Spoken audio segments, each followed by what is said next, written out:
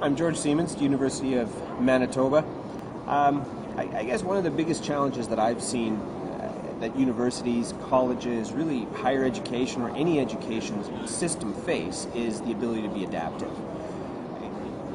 Whether you experience it just in your personal information flow or whether you experience it more formally in terms of the amount of publications produced by virtually every industry, the umbrella of scientometrics, we're at a period where the sheer abundance of information that's available requires a reconsideration really of how we manage that information, how we cope with that information, and that's only amplified by the development of social media. The fact that not only do we have more and more academic and scientific research being published due to an interconnected world, due to the development of countries such as India and China and Brazil or Russia or even the Middle East, these are areas that are starting to contribute to the scientific pool.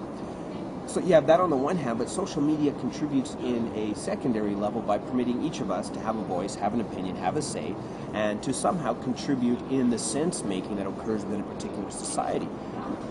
Recently we've seen this come out in different, whether it's election results in Iran, for example, or whether it's something that relates to political activities within the United States. The use of social media is tremendously effective at mobilizing and engaging people. So if you have this foundation where information is being created scientifically, socially, and informally at an astounding rate, it quickly becomes evident, at least to me, that our current structures of curriculum development, of teaching, and even of evaluation are at odds with a field that is growing and developing quickly. Now, it's different in different fields. Obviously, something like computer science is going to change more quickly, or in neuroscience, those fields are changing much more rapidly than some traditional media. But at the heart of it, an education system needs the capacity to adapt rapidly, to adapt in terms of what it teaches and in terms of how it teaches. And that, for me, sets the stage for thinking about a network view of learning.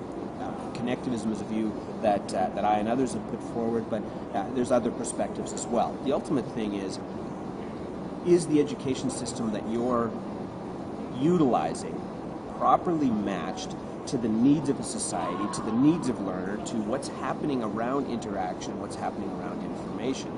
And so we turn to network views of learning, not because they're the drivers of change, but because the entire context in which education is situated has changed.